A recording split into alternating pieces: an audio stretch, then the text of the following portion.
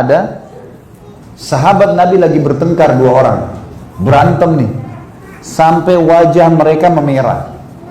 Maka kata Nabi SAW, saya tahu kalimat yang kalau salah satunya atau keduanya ucapkan, hilang marah mereka. Kata sahabat, kebetulan sahabat yang bertengkar agak jauh, mereka tidak dengar sabda Nabi ini. Ada rupanya sahabat Nabi disebut bertanya, ya Rasulullah, kalimat apa itu?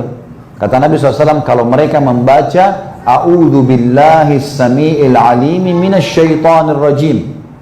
Saya berlindung kepada Allah ya, yang maha mendengar, yang maha mengetahui dari syaitan ar-rajim.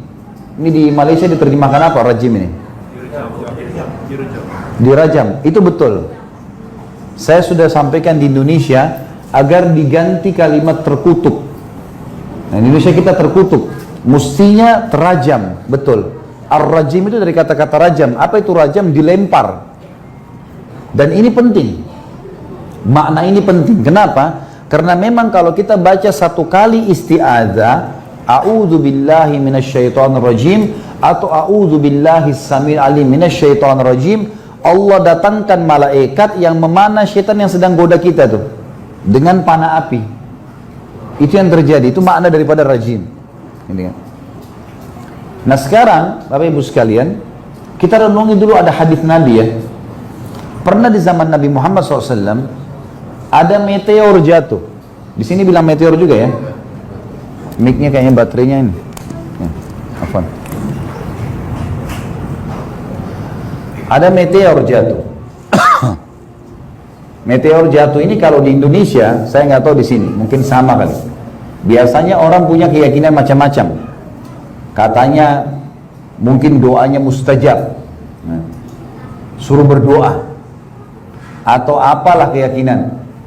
Di Indonesia itu ada yang buka dompet, anggap rezekinya bisa datang. Saya nggak tahu kalau di sini, tapi begitulah.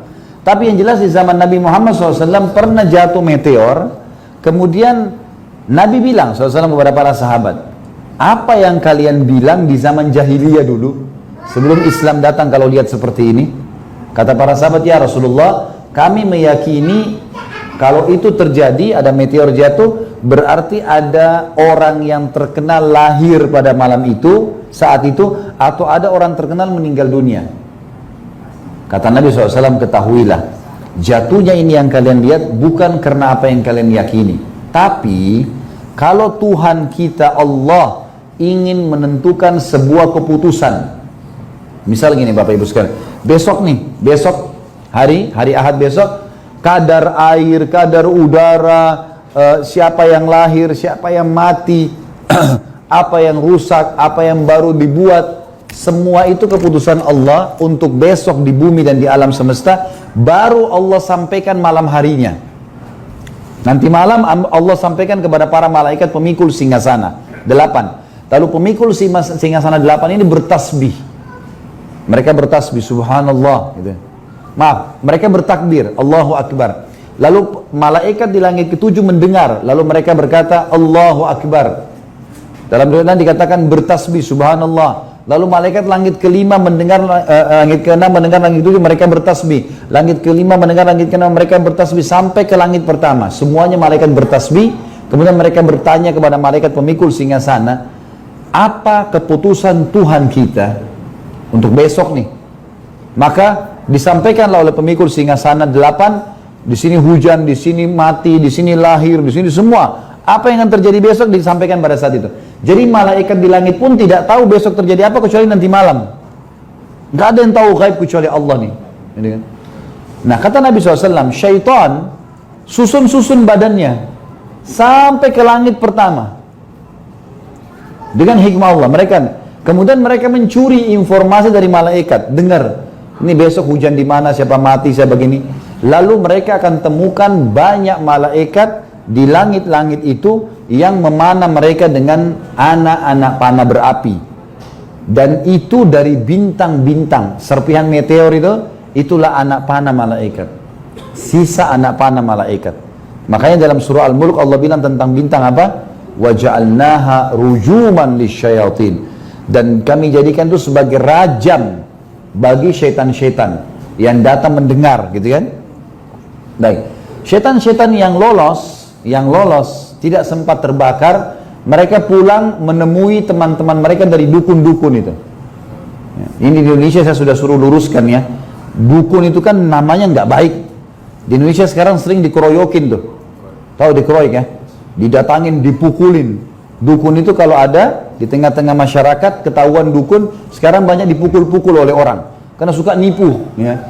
Suka nipu, suka bohong gitu ya. Dan memang itu alam mereka. Nah sekarang mereka ubah dukun ini, namanya di Indonesia diganti orang pintar.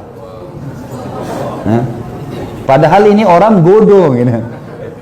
Jadi saya bilang harus ganti Bapak Ibu sekarang orang tidak pintar. Jangan bilang orang pintar. Juga diganti nama lain, paranormal. Itu di atas normal ya. Mestinya orang tidak normal. Jangan salah nama. Karena itu terkelabui banyak orang, gitu kan? Orang banyak menganggap ini pengobatan yang boleh saja. Kalau dukun mereka tahu nggak boleh, tapi karena namanya diubah mereka ke sana. Gitu. Yang jelas, setan-setan ini akan kembali, kemudian mereka akan berkata kepada dukun-dukun ini, kata Nabi Muhammad SAW, kalau dukun tahu hadis ini mereka akan berhenti jadi dukun tuh. Kata Nabi SAW, dan setan-setan itu akan berbohong. Dari 100 informasi yang disampaikan kepada dukun-dukun itu, 99-nya dusta. Hanya satu yang benar. Itu pun yang benar karena dia curi informasi, bukan karena dia tahu. Jadi kasuistiknya adalah meteor itu memang rajam. Kembali kepada hadis tadi teman-teman sekalian. Nabi Muhammad SAW mengatakan, saya tahu kalimat yang kalau keduanya ucapin, maka akan hilang marah dari mereka. Lalu sahabat bertanya, apa itu kalimatnya Rasulullah? Kata Nabi SAW, kalau mereka membaca, saya berlindung kepada Allah yang maha mendengar dan maha mengetahui dari syaitan yang terajam. Juga ada seorang sahabat pernah datang kepada Nabi SAW dan berkata begini, ya Rasulullah, wasiatkan saya mau hidup tenang, nggak punya musuh, tentram, mati saya masuk surga nih. Kata Nabi, jangan kau emosi. Apalagi ya Rasulullah, jangan kau emosi. Apalagi ya Rasulullah, jangan kau emosi. Karena itu membuka pintu syaitan. Orang kalau marah, buyar semua idenya. Udah nggak ada idenya, buyar semua.